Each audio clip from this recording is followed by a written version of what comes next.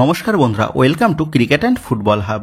তো বন্ধুরা, এই ভিডিওতে তোমাদের মধ্যে বেশ কয়েকটা গুরুত্বপূর্ণ আপডেট নিয়ে আলোচনা করার আছে, সেহেতু এই ভিডিওটা একটুও না স্কিপ করে তোমাদের পুরোটা দেখার অনুরোধ থাকলো। আর তোমরা যারা আমাদের এই চ্যানেলে প্রথমবার এসেছো তারা কিন্তু অবশ্যই ভিডিওতে লাইক দিয়ে চ্যানেলটা সাবস্ক্রাইব করে দিও, কারণ তুমি কিন্তু এখানে তোমার প্রিয় দলের সমস্ত রকম খেলার খবর সবার আগে পেয়ে যাবে। তো চলো আর দেরি না করে আজকের ভিডিওর মেইন টপিকগুলো নিয়ে আলোচনা শুরু করা যাক।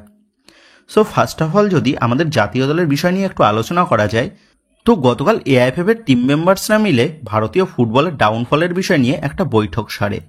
আর ওই বৈঠকে প্রেসিডেন্ট কল্যাণ চৌবে তিনি কিন্তু ওসিআই প্লেয়ারদের নিয়ে একটা বড়সড় আপডেট প্রকাশ্যে আনেন। কল্যাণ চৌবে তিনি বলেন, এআইএফএফ এর তরফ থেকে 33 জন ওসিআই প্লেয়ারের সাথে কন্ট্রাক্ট করা হয়েছে এবং তিনি চেষ্টা করছেন এই সমস্ত প্লেয়ারদের জাতীয় দলের জার্সিতে মাঠে নামানোর, যেটা কিন্তু অবশ্যই একটা বড় সুখবর ভারতীয় ফুটবলের জন্য, সেটা বলাই যায়। তবে আবার প্রশ্ন হচ্ছে, কল্যাণ চৌবে তিনি আর কত বছর ধরে চেষ্টাটাই চালিয়ে যাবেন? এখনো পর্যন্ত গভর্নমেন্টের তরফ থেকে কিন্তু কোনো রকম আপডেট আসেনি এই ওসিআই রুলসটা চালু হওয়ার বিষয়ে। গভর্নমেন্টের তরফ থেকে যতক্ষণ না পর্যন্ত এই রুলসটা চালু করার বিষয়ে কোনো আপডেট আসবে ততক্ষণ কিন্তু কোনো কিছুই সম্ভব নয়। সেক্ষেত্রে কল্যাণ চৌবে তিনি আদতেও ওসিআই রুলসটা চালু করার জন্য সত্যিই কাজ করছেন, নাকি হনুমানকে কলা দেখানোর মতন মন্তব্য করছেন নিজের গদিটাকে বাঁচানোর জন্য, সেটাই কিন্তু দেখার বিষয়। তবে এটা নিশ্চিত, যতদিন না পর্যন্ত ভারতীয় ফুটবলে ওসিআই রুলসটা চালু হচ্ছে ততদিন পর্যন্ত ভারতীয় ফুটবলের উন্নতি কিন্তু কোনো মতেই সম্ভব নয়। সেক্ষেত্রে আমরা সকলেই আশা করব যত দ্রুত সম্ভব ভারতীয় ফুটবলে ওসিআই রুলসটা চালু করা হোক এবং ভারতীয় ফুটবলের উন্নতি ঘটানো হোক। তো এবার পরবর্তী আপডেটটা বেরিয়ে আসছে মোহনবাগানের নতুন মরশুমের অনুশীলন নিয়ে। তো তোমরা জানো 2025-26 মরশুমের ভারতীয় ফুটবলের প্রথম টুর্নামেন্ট তথা সিএফএলটা দোরগোড়ায় এসে পৌঁছেছে, যার ফলে ইতিমধ্যেই সমস্ত দলগুলি অনুশীলন শুরু করে দিয়েছে এই মরশুমের সিএফএল এর খেতাব জয়ের জন্য। ইস্ট বেঙ্গল তারা গত বেশ কয়েকদিন আগে থেকেই অনুশীলনে নেমে পড়েছে এবং মোহামেডান স্পোর্টিং তারাও কিন্তু অনুশীলনে নামতে চলেছে। তবে এবার কিন্তু বাংলার আর এক প্রধান তথা মোহনবাগান তারাও সিএফএল এর জন্য মাঠে নামার প্রস্তুতি শুরু করে দিল। তো যেমনটা জানা গেছে, আগামী 16 তারিখ থেকে কোচ ডেগি গার্ডোজোর নেতৃত্বে মোহনবাগানের যুব দল তারা সল্টলেকের প্র্যাকটিস গ্রাউন্ডে সিএফএল এর অনুশীলনে নামতে চলেছে। তো আমরা সকলেই আশা করব এই মৌসুমের সিএফএল যেন ফেয়ারভাবে অনুষ্ঠিত করা হয়। তো এবার পরবর্তী আপডেটটা বেরিয়ে আসছে হঠাৎ করেই গতকাল থেকে বিভিন্ন জায়গায় ঘোরাফেরা করা মোহনবাগানকে কেন্দ্র করে এক বিদেশিকে নিয়ে। তো তোমরা জানো গত মৌসুমের বিদেশি স্কোয়াড থেকে শুধুমাত্র গ্রেকেস্টট এবং নুনোরেসকেই বিদায় জানিয়েছে মোহনবাগান ম্যানেজমেন্ট, যার ফলে বর্তমানে মোহনবাগানের স্কোয়াডে 5 জন বিদেশি অ্যাভেলেবেল রয়েছে এবং যেমনটা আপডেট, গ্রেকেস্টট এবং নুনোরেসের পরিবর্তে নতুন 2 বিদেশি দলে নিতে চলেছে মোহনবাগান ম্যানেজমেন্ট, যাদের মধ্যে রবসান রবিনও কিন্তু প্রায় চূড়ান্ত হয়ে গেছে মোহনবাগান দলের নতুন বিদেশি হিসাবে। সেক্ষেত্রে আর বাকি থাকছে একজন বিদেশি, আর সেই বিদেশি প্লেয়ারটা কে হবে বা কোন পজিশনের হবে সেই নিয়ে কিন্তু ইতিমধ্যেই চর্চা তুঙ্গে সমর্থক মহলে। আর এর মাঝেই হঠাৎ করে গতকাল থেকে মোহনবাগানকে কেন্দ্র করে এক নতুন বিদেশির নাম সোশ্যাল মিডিয়াতে ছড়ানো হয়েছে, আর সেই বিদেশিটা হচ্ছে 28 বছর বয়সী স্প্যানিশ সেন্টার ব্যাক পজিশনের প্লেয়ার জেসুস ভেলেজো। 8 কোটি টাকা মার্কেট ভ্যালুর এই স্প্যানিশ ডিফেন্ডারটা সে বর্তমানে খেলছে রিয়েল মাদ্রিদ দলের হয়ে। সেন্টার ব্যাক পজিশনের পাশাপাশি রাইট ব্যাক পজিশনেও খেলতে অভ্যস্ত থাকা এই জেসুস সে বেশ কিছু মরশুম ধরে রিয়েল মাদ্রিদ দলের হয়ে খেলছে। রিয়েল মাদ্রিদের পাশাপাশি গ্রানাডা এফসি এবং উলফস দলের হয়েও খেলার অভিজ্ঞতা আছে এই জেসুসের কাছে। ক্লাব ক্যারিয়ারে প্রায় 177টার কাছাকাছি ম্যাচ সে খেলে ফেলেছে, যেখানে 3টে গোল এবং 4টে অ্যাসিস্টও কিন্তু রয়েছে এই জেসুসের খাতায়। রিয়েল মাদ্রিদের সাথে এই জেসুসের এই জুন মাসের শেষেই চুক্তি শেষ হয়ে যাচ্ছে, আর এবার কিন্তু এই হাই প্রোফাইল ডিফেন্ডারের সাথেই গতকাল থেকে একটা লিঙ্ক আপের খবর সোশ্যাল মিডিয়াতে বেশ জোরালো হয়েছে মোহনবাগানকে কেন্দ্র করে। তো এই বিষয়ে তোমাদের জানিয়ে রাখি, এই নিউজটা কিন্তু পুরোপুরি ভুল, কারণ টম অ্যালড্রেড এবং অ্যালবার্টো রড্রিগেজের উপস্থিতিতে মোহনবাগান ম্যানেজমেন্টের দলে কিন্তু আর নতুন কোনো বিদেশি সেন্টার ব্যাক পজিশনের প্লেয়ার নেওয়ার কোনো পরিকল্পনা নেই। যেমনটা খবর, রবসান রবিনোর পাশাপাশি মোহনবাগান ম্যানেজমেন্ট আর একজন সিডিএম কাম অ্যাটাকিং মিডফিল্ড পজিশনের বিদেশি প্লেয়ারের খোঁজে রয়েছে। আর এই জেসুস সে কিন্তু লা লিগা ছেড়ে সরাসরি আইএসএল এ মুভ করবে, সেটা কিন্তু ভাবা দিবাস্বপ্ন ছাড়া আর কিছুই নয়।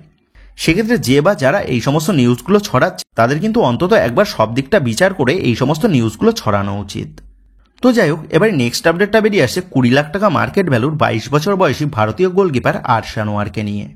তো এই আরশ আনোয়ার সে তার ফুটবল জীবনটা শুরু করে এটিকের হাত ধরে এবং এটিকের পর মোহনবাগান সুপার জায়েন্ট দলের সাথে যুক্ত রয়েছে বিগত বেশ কিছু বছর ধরে।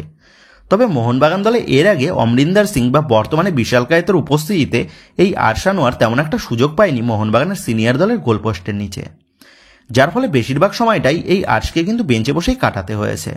দীর্ঘদিন মোহনবাগানের সাথে যুক্ত থেকে গত মাসের শেষেই আর্শ আনোয়ারের সাথে চুক্তি শেষ হয়েছে মোহনবাগান দলের।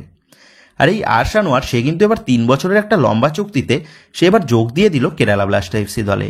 এবং কেরালা ব্লাস্টার এফসির তরফ থেকে আজ কিন্তু অফিসিয়ালিভাবে এই আর্শ আনোয়ারের নামটাও ঘোষণা করে দেওয়া হয়েছে।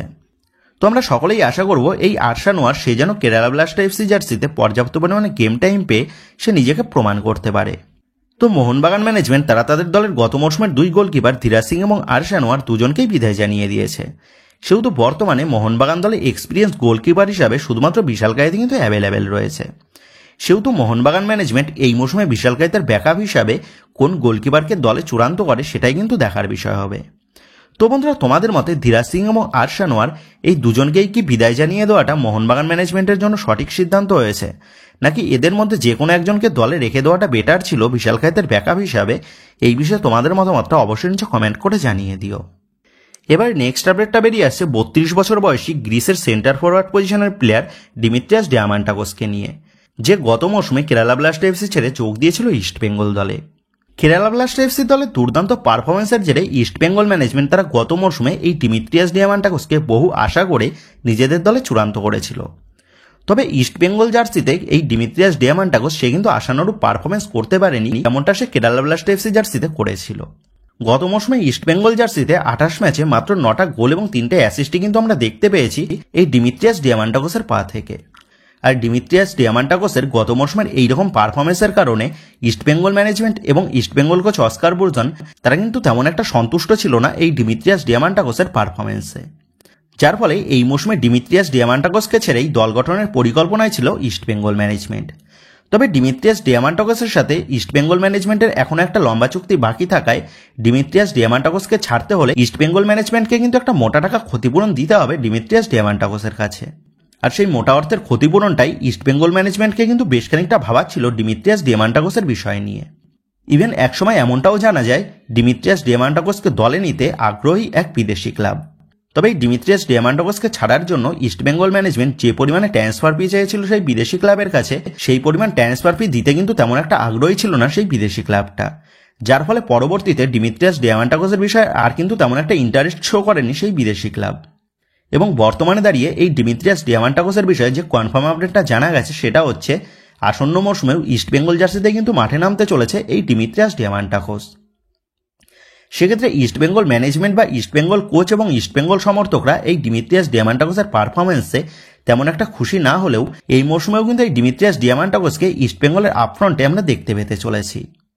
এর পাশাপাশি এবার ইস্টবেঙ্গলকে নিয়ে আরও যেমনটা লেটেস্ট আপডেট বেরিয়ে এসেছে সেটা হচ্ছে ইস্টবেঙ্গল ম্যানেজমেন্ট তারা ডিমিত্রিয়াস ডিয়ামান্টাকোসের পাশাপাশি আরও এক বিদেশি আক্রমণভাগের প্লেয়ারের দিকে নজর রেখেছে এবং সেই বিদেশির সাথে কথাবার্তাও কিন্তু চালাচ্ছে ইস্টবেঙ্গল ম্যানেজমেন্ট। সেক্ষেত্রে ডিমিত্রিয়াস ডিয়ামান্টাকোসের পাশাপাশি দলের নতুন আক্রমণাত্মক বিদেশি হিসাবে কোন প্লেয়ারকে দলে চূড়ান্ত করে ইস্টবেঙ্গল ম্যানেজমেন্ট সেটাই কিন্তু এখন দেখার বিষয় হবে।